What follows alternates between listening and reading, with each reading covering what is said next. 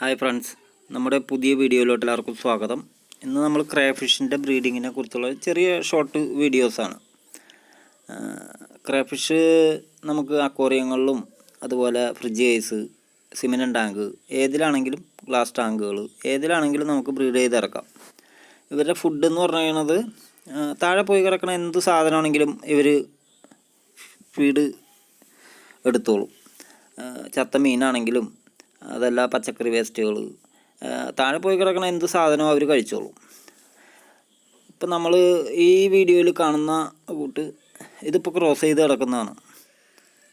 ഒരു mail ഫീമെയിലും cross ചെയ്ത് കിടക്കുന്നതാണ്. ഇങ്ങനെ ഒരു 5-10 മിനിറ്റ് ഇങ്ങനെ കിടക്കും. അത് കഴിഞ്ഞാൽ ഒരു 3 ആഴ്ച 4 ആഴ്ച അതിനുള്ളിൽ ഇതേപോലെ എഗ്ഗ് ക്യാരി ചെയ്ത് നടക്കുന്നത് കാണാം. പിന്നെ പരമാവധി ഇവർ കിടക്കുന്ന ടാങ്കുകൾ ഇതേപോലെ PVC പൈപ്പുകൾ കട്ട് ചെയ്തിടുന്നത് എപ്പോഴും നല്ലതാണ്. ഇവർക്ക് ഇവരെപ്പോഴും ഹൈഡ് ചെയ്തിരിക്കാൻ ഇഷ്ടപ്പെടുന്നവരാണ്. അപ്പോൾ പരമാവധി ഇവർക്ക് ഹൈഡിങ് പ്ലേസ് ഒരുക്കി കൊടുക്കേണ്ടത് നല്ലതാണ്. ഇതേപോലെ എഗ്ഗ് നമ്മൾ കണ്ടു കഴിഞ്ഞ് ഒരു കുറച്ച് ദിവസം കഴിഞ്ഞ് കഴിയുമ്പോൾ അതിൻ്റെ കളർ മാറി മാറി വരുന്നത് നമുക്ക് കാണാൻ പറ്റും. ഇപ്പോൾ ഗ്ലാസ് ടാങ്കിലൊക്കെ നമുക്ക് പെട്ടെന്ന് കാണാൻ പറ്റും.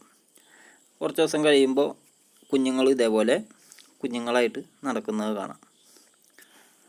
ഓക്കെ.